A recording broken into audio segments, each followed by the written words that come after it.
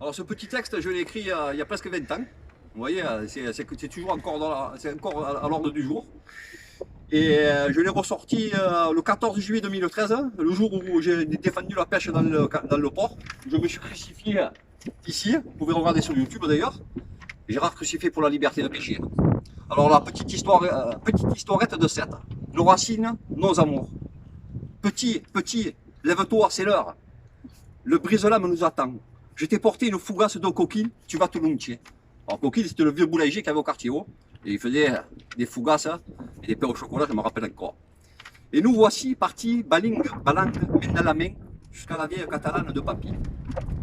La traversée du canal aux millions de bateaux, c'est comme ça que je l'appelais, était magique. Je tenais la barre fermement et étais capitaine du brise-lames sous l'œil rempli de sagesse de mon grand-père Émile. L'aventure commençait et mes rêves se réalisaient. Je pensais à ça toute la semaine. Hein. Passant par la criée où ma grand-mère maternelle Dorothée se promenait, à l'heure où les valeureux marins-pêcheurs débarquent le fruit de leur pêche. Au menu, rascasse, cabotte, Saint-Pierre, dorade, sole, merlan et toutes sortes de poissons.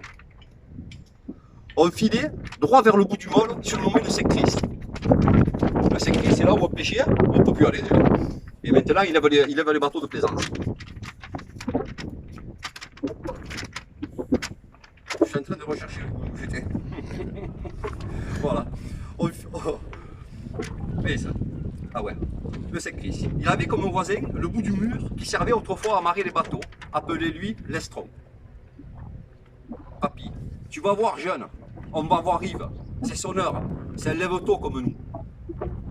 Yves il pêchait toujours au Secris, accroupi dans ses cannes. Et là, comme par enchantement, dans les premières lueurs du soleil, Yves était là, immuable, accroupi dans ses cannes, prêt à bondir à la première touche. Y en a, Yves? Ah, Émile, pareil ça.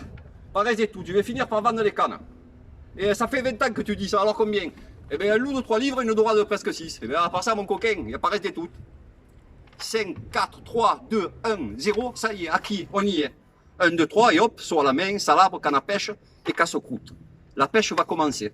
Là, on arrive sur le brise-lames. Hein. Moi, vu mon âge, était destiné à pêcher le gobi. J'en pêchais quelques bonnes dizaines, en tout 7, et décidé d'en faire mon repas de midi. Après 2 heures d'attente qui m'en paraissait qu'une, quelques belles portions de dorade étaient au frais dans le sac de jute. Mon papy m'appelait. Viens petit, on va attaquer les pirates de la vieille épave du Cursal et en même temps on ramassera quelques moules à farcir que le portera à mamie de Naples. Avant il y avait un bateau échoué qui s'appelait le Cursal. Oui, oui. Et souvent on allait ramasser les moules, des belles moules. J'ai connu. 4 coups d'arcelière bien placés et le seau était rempli de moules aussi grosses que ma main. À bâbord maintenant, on va lever le filet que j'ai calé hier soir. Direction Passe de Levant. Alors Passe de Levant c'est celle-là, ça c'est Passe de Poulain. Bouteille de javel en vue, peu après, le filet montait, telle une toile d'araignée où étaient prises au piège crustacés et poissons de roche. Le plus dur restait à venir. Quel chichois dans ce trémail. J'avais le droit de démailler que les cigales. Étant petit, je les appelais les gentilles. Tant elles paraissaient inoffensives à côté des rascasses, homards et trilles qui, eux, à première vue, étaient armés jusqu'aux dents. Après 2 heures de gymnastique autant cérébrale que manuelle, le repas de dimanche était à l'affiche, et quelle affiche! Le retour étant amorcé, mon papy jetait à la mer une lince à loup et me disait « On ne sait jamais en longeant le camembert, des fois qu'il y a un gros moustachu à l'affût. » Et c'était souvent le cas, mais les moustaches étaient plus ou moins grosses. On rentrait par la capitainerie sans manquer de saluer nos amis qui veillaient sur le port. Chaque dimanche était un rendez-vous que l'on languissait. Le brise-lames nous recevait dans son cadre royal. Ils étaient tous là, et quand il en manquait un, c'est qu'il était presque mort. Le repas, précédé par l'apéro, pastis pour les grands et anis pour les petits, affichait au menu richesse du terroir, fruits de notre mer et de notre doux labeur. Macarona de moules farcies aux cigales, suivi d'une grillade pour les plus gros mangeurs. Le gâteau était une grosse pastèque gardée préalablement au frais, dans le même sac en jute qui la veille avait tenu dans la fraîcheur, ces braves dorades, aujourd'hui ruisselantes d'huile d'olive, au-dessus des souches en incandescence. C'était une pièce de théâtre, le petit théâtre du brise-lames, aux galéjades et aux vérités vraies. En veux-tu, en voilà, des homards de 12 livres, des départs à la canne au lancer de 500 mètres, du travail de l'un à la paresse de l'autre, des histoires des plus comiques à celles des plus dramatiques. les fous rires pétaradés comme les fusées d'un 14 juillet. Le dimanche ainsi défilait à notre grand regret à tous, et dès que le soleil touchait le théâtre de la mer, pour peu à peu y disparaître, les anciens donnaient le signal. Pareil à une fourmilière, tout ce petit monde se pressait afin de rentrer avant la nuit.